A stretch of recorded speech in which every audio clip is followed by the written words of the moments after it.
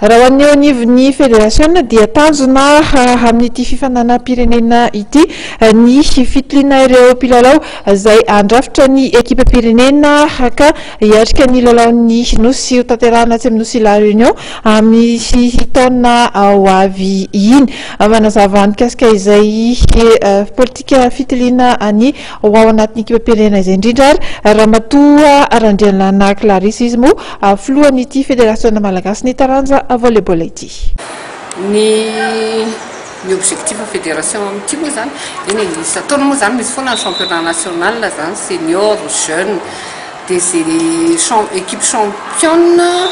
sy ny vice championne zany mandray anjara amin'ny coupe des clubs champions zone 7 zay atao amin'ny mois de novembre en Seychelles dia akoatr'izay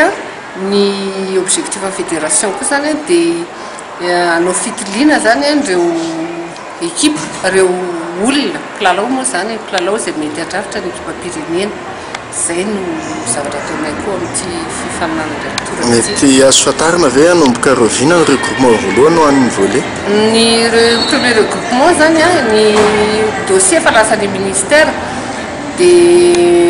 miankina ministère zany fa mino sy manantena fa tafivoaka soamantsara ny premier regroupement satria tsy dia tsara loatra sika raha taraiky ny taratara ny regroupement satria akizy avy amina club samihafa no avondrona ao anatin'ny ekipa ray dia tsy naresaka hoe cohésion l'équipe ary mila jerena daholo zany rehetrarehetra zany cohésion tactique technique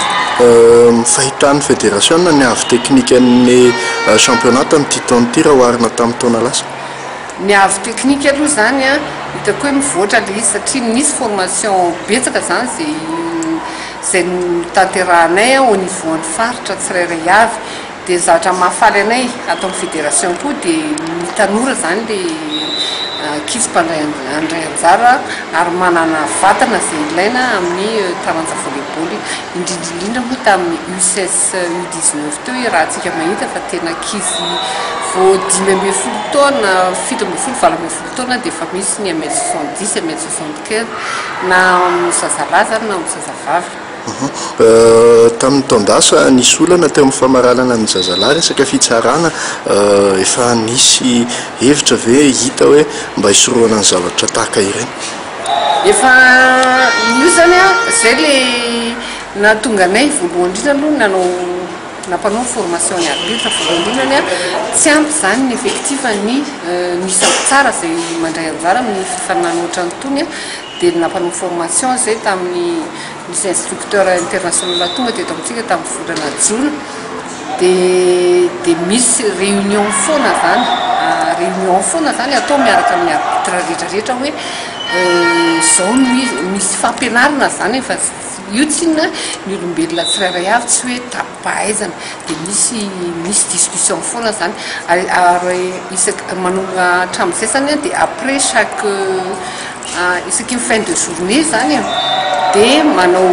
film kely zany ina zavatra tsy mety dia ampianarina foana zany le arbitre hoe zao no izy zany na zao satria misy hoe misy diso raha malalana izy zany fa misy diso tsy tapahaizana daholo izy raha ny olona rehetrarehetra